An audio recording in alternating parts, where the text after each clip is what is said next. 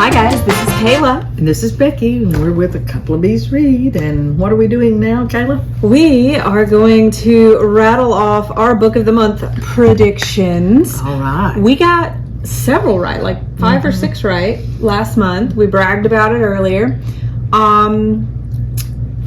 But we didn't get the one that, I really wanted. So I'm putting it on the list again this week. Actually, 2 of those. Okay. Because what book of the month it seems like they've started doing, or maybe they've done it all along and I just haven't noticed because I wasn't paying that close of attention. But when a book comes out later in the month by an author who they've had before, sometimes they put them as an add-on for the following month. They just did that with Love Theoretically. So it is now an add-on. So if you haven't gotten your book of the month for this month, it is there. Now available. Yes. So my hopes are that 0 Days by Ruth Ware will get an add-on position so that I can get my hardcover of it. And The Only One Left by Riley Sager, who I don't feel like he's published a novel that they haven't put in somewhere. Right. I hope it gets an add-on. I am not buying that book when it comes out on the 20th, just because I'm hoping for my book of the month cover. That's right. So let's see. The other ones I have seen that I think will be a book of the month pick, or at least an add-on, is Shari Lapena's Everyone Here Is Lying. Yeah. She wrote, what was it? Not a Happy Family, which I read when I had COVID, and I read it in like a day. Right. So it was such a good read, such a fast-paced read. Like, as a writer, it was like an instruction on this is how you pace a thriller. Yeah. And when I was looking through them, that was one I picked out, and you said, yeah, I got it on the list. Oh yeah, because she's brilliant. Right. The Hello Stranger was another one that I thought would be good. And did you read The Bodyguard? I read The Bodyguard, and y'all know I don't read a lot of romance, but I loved The Bodyguard. I thought this is what a romance novel should be. Right. It's not like it is, I believe it would be called a closed door romance, because there wasn't like, if you like your romance dirtier, this probably not for you. But for me, who's like, most people look better with their clothes on, let's just face it. Like, it's one of those that's like, okay, I like this. And she does write really good female characters, like strong women who aren't like toxic. Yeah. Because I feel like sometimes authors try to, when they're making a strong woman, somehow accidentally give her the characteristics of toxic masculinity. Like, oopsie, that happened. Yeah. But no, this one's fantastic. Well, then there's another one that I looked at, Business or Pleasure, by Rachel Lynn Solomon. And I'm not familiar with her as an author. And in reading about it, it doesn't tell me she's a debut author, but it also didn't tell me about any other books she's published. So she published maybe I just The missed. X Talk. Oh, okay. So I just missed that. Which I only know because BuzzFeed is saying that novel is going to be like the romance novel of the year. This one right here, Business or Pleasure, because it has to do with, and of course I said earlier in one of our segments that I like books that are about writers and bookshops and at the beach or in Italy or in New Orleans. I look for different things like that. That's kind of sometimes how I pick my books. But it sounded real interesting. Oh yeah. So I'm hoping for it. And the funny thing is I don't know if they'll pick it, but they like picking certain romances, and as I read about it, I thought, well, this kind of goes along with what Book of the Month likes. Yeah. So, let's see the next one. So they had Colson Whitehead, either last year or the year before, who did Harlem Shuffle, and he is coming out with a new book called Crook Manifesto, which is a follow-up to Harlem Shuffle, and it continues with Ray Carney's story and moves it into the 1970s. So I'm interested to see if they carry it. I know they're kind of weird about sequels sometimes, But then so often they do carry the sequel too, So one would think it is a bit of African American history, so I feel like it's right up their alley. I feel like it should be one. Right. Another one, and I'm hesitant because I feel like every time we pick a fantasy, they say no. Yeah. But Immortal Longings is a fantasy book. It's the first in the Flesh and False Gods series by Chloe Gong. And it is inspired by the Shakespearean story of Antony and Cleopatra. Not the history story, because that's a little bit different. Yeah. Because Shakespeare does what he wants. But the Shakespearean story. And that's what caught my attention, because they do like some rewrites, mythology, historical rewrites. That's true. So maybe we'll get this one right. Immortal Longings. And you had...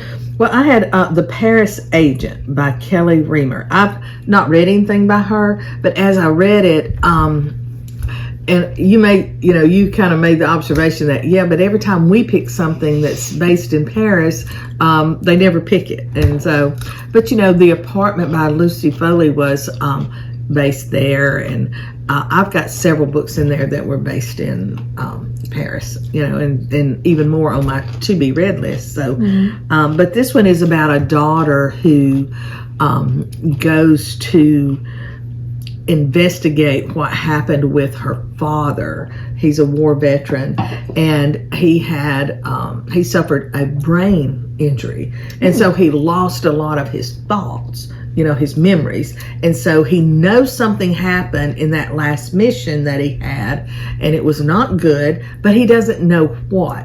And so she kind of takes it on herself, because he's from England, but he was based in in France. And so she's trying to find out, and she comes across these two women, Chloe and Flora, and they're kind of spies, and these are actually historical women, cool. And so it's kind of based on that. So she draws in the history from that, and they like historical fiction and things. So I'm hoping that maybe they'll pick that one, because it sounded really interesting. If not, maybe Aardvark will. Yeah. Because they like historical fiction, but it's like a very certain brand, I feel like. Right. And then The Bones of the Story by Carol Goodman. That one just sounded so interesting, about, the writing, and I don't know. It's something about a man and woman, they have a bookstore, he dies, and she's like, maybe I just need to give it up, because it's not what it used to be without him, kind of thing. And then something happens, and then secrets are revealed, and all of this. So it sounded really good.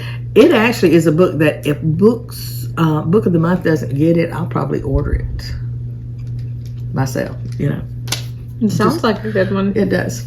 Okay, but those were mine. Let's see. I had Cutting Teeth. It is. And part of me just thought this was funny.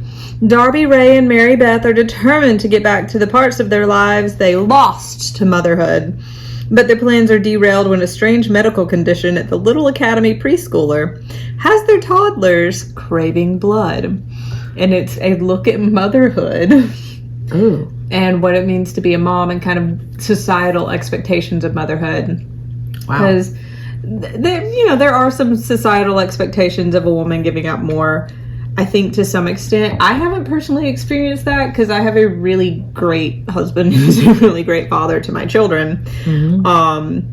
But I thought it would be an interesting read. I don't know that I would read it, because my child is enough of a vampire. She doesn't I don't need any ideas. And she don't want to sleep at night. Oh, that's true.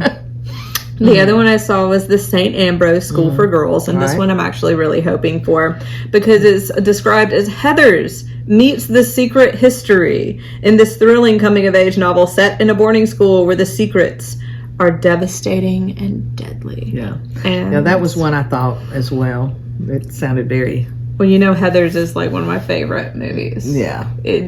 Bo hates it. Like, my husband hates that movie. But me, I want to watch it. And the original movie, the musical's fine, but come on.